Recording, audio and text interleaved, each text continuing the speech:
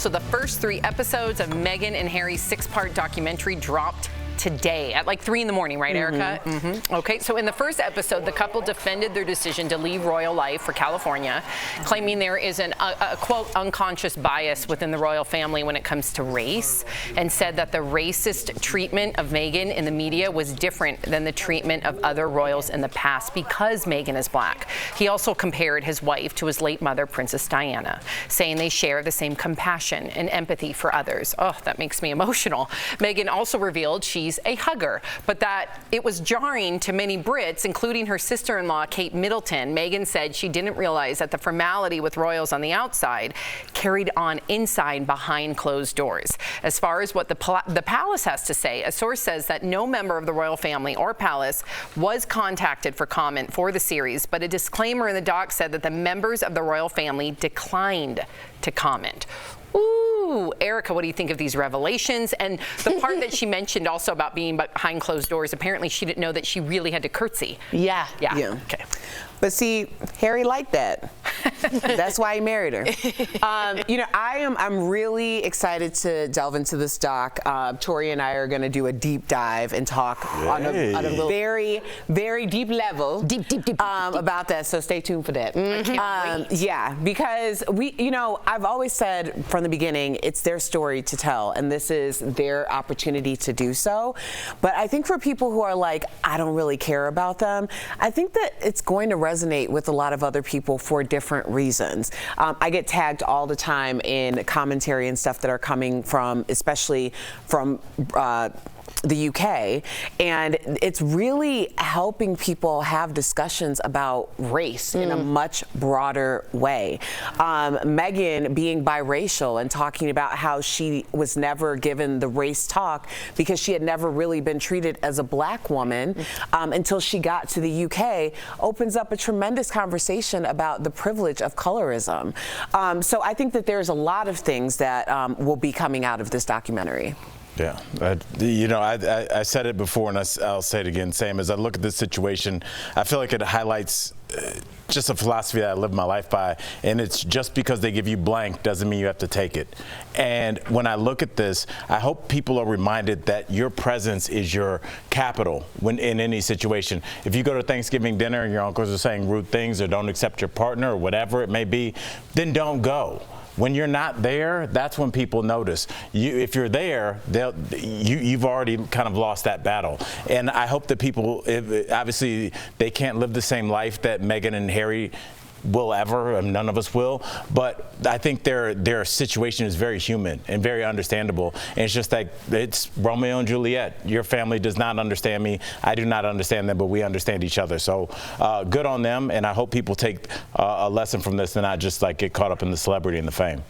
Yeah, I just want to say I really appreciate what you both said, because I hadn't thought about it before, about like not only will this help people talk about race and colorism, but also like family dynamics. I know it's the Queen of England, but it could be someone else's grandma that is really formal. And bringing that up, meaning like when I listen to my Buddhist whatever, she always says the Buddha likes boundaries. And if you don't feel comfortable in a certain place, don't go. Just like you said there, right? And so I think this might be a really much more relatable documentary than I think anyone else was thinking. And the other thing I'll just say is she just reminds me so much of Diana. Just so much. Yeah. So much. And the Buddha says don't go there. But the Buddha says don't go. That should be like on a... Buddha likes boundaries. The Buddha says don't go. And it's really simple. Just look at their faces from now to when she was in the palace. And that's all. We don't need to talk anymore. Just look at their faces. True. Yeah, it's true. That always happens when you live in your truth. I know. And there was also another big reveal in the documentary. We get to hear Meghan and Harry's son Archie for the first time. Take a listen. I gotta do this foot, Mama, because I believe you. I gotta do this foot. You've got a journey in months. Papa is a bird watcher, so this is a really big moment for him. He's a bird watcher, but a lot of people were unpacking that little tidbit because they didn't know if Archie would sound British or American. I was just focused on the bird watching.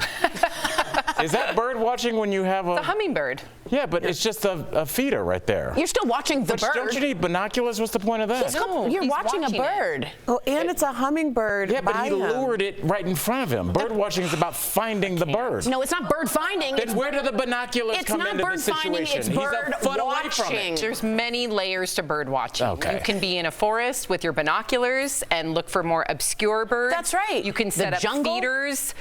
Why are you entertaining some people are his hummingbird nonsense? viewers. Wait, tell Erica, say That your thing exotic about bird that you can hummingbirds. get from Oh, the yeah. mall. Well, the hummingbird, I think, was important because a lot of people feel that hummingbirds are a sign from those who have left us. Yeah, So the idea that the hummingbird is out there, he's watching it. You can Isn't find that your loved nice? ones with a feeder too. Oh my God, Al. Is that Buddha? Okay, so we're going to switch I'm gears sorry, here. I didn't mean to hit you. My sister, you do whatever you want. We're going to switch gears here. This is emotional. The other big headline today, Céline Dion revealed she's been diagnosed with a very rare disease. She posted an emotional video about it, saying she's postponing her winter tour dates. Take a look. Recently have been diagnosed with a very rare neurological disorder called the stiff person syndrome, which affects something like 1 in a million people. I love you guys so much, and I really hope I can see you again real soon. Erica, you're emotional. We all are. We all have tears in our eyes. But what's your visceral reaction to that video? How incredibly unfair life can be.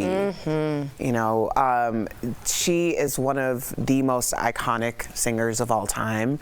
Her concert, her Vegas tour that I went to, was one of the best, if not the best concerts I have ever attended. Her gift is tremendous. And when she said that I'm unable to sing in the way that I want to and I'm used to, my gosh, like she's being robbed of her gift.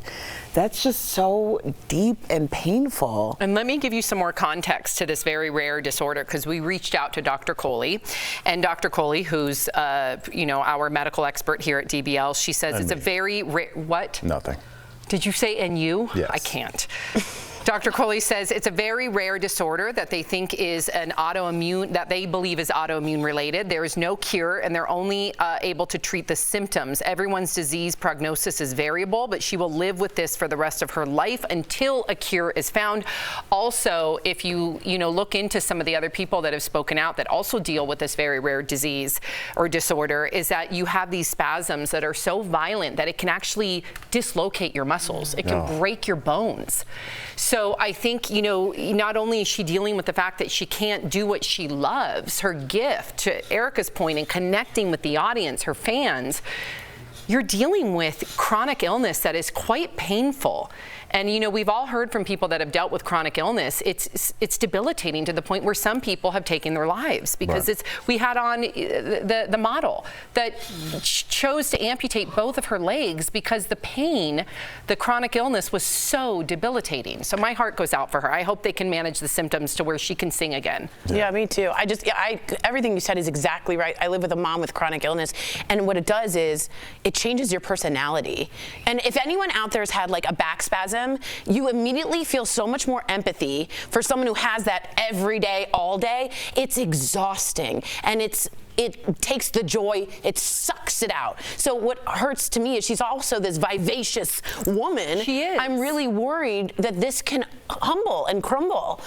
So you have to look out for that like as she well. was too. Yeah, And she seems smaller in a way. I think that we kind of do people a disservice when we automatically say you're going through this, you're being heroic, because we don't give them a chance to be scared. Yeah. To be terrified, to be a person, to be like, I don't know, I don't want to be a hero. This, exactly, or and angry even. I really, you know, as we were talking about this, and we were talking about this in the morning meeting, I just, you know, my first thought went to Muhammad Ali, who was probably the greatest orator, the greatest, like, come gather around, I'm about to do Activist, something. yep. Active. I mean, we could go on for 2 DBL episodes about him, but you know, at the end, Parkinson's robbed him of his ability really to speak. Like the greatest speaker of our generation could not speak, and you know, I just hope, you know, looking at the story, people understand that just because you look at somebody and Céline Dion has more money than anybody could ever spend, more fame than anybody could ever ask for, at the end of the day, your health is so vital. And her face, it really just resonated with me, like the fear that this body that is taking you so far is betraying you. So, you know, I hesitate to say thoughts and prayers because that phrase, but really I'm thinking about her and her family. Well said, well said. This next story is something straight out of a movie. After her flight was canceled, this woman and her family rounded up 10 other strangers and rented a van to drive from Florida to Tennessee. She documented the Eclectic Group on TikTok. Watch.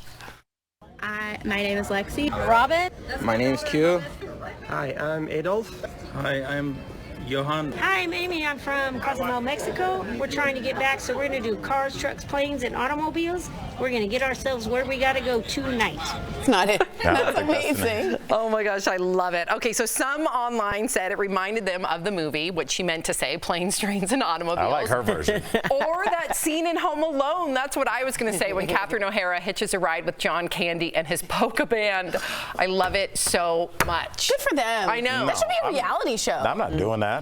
What? I'm not getting in a car with randos. What do you mean? They're probably in safer. a creepy van? No. Why is it creepy? You'd rather stay in the airport Yes, and twiddle your thumbs? Or log on to an app and get my own car. What do you? Maybe they're saving money. I know, but how much time are you going to lose dropping off 9 randos at night? Oh, I meant to say Tucson. I didn't mean to. Stop saying randos. No, like, no. They're all going to, assuming that they all went to the airport that they were originally destined to go to. Okay. Wouldn't that make sense? They have the same destination, probably. Right. I don't want to. Yes, but once they get to that destination, I don't want to be in the car with randos. How about let's stop it right What there? if there's only one van? That's it. We call that a you guys problem. Oh, so you're going to sit there then and twiddle your thumbs? No, I'll be in the van. Oh my God. Next flight leaves tomorrow. We found the Grinch. Scrooge. We found the Grinch and Scrooge. I'm not getting in that van, no. All wrapped up in one.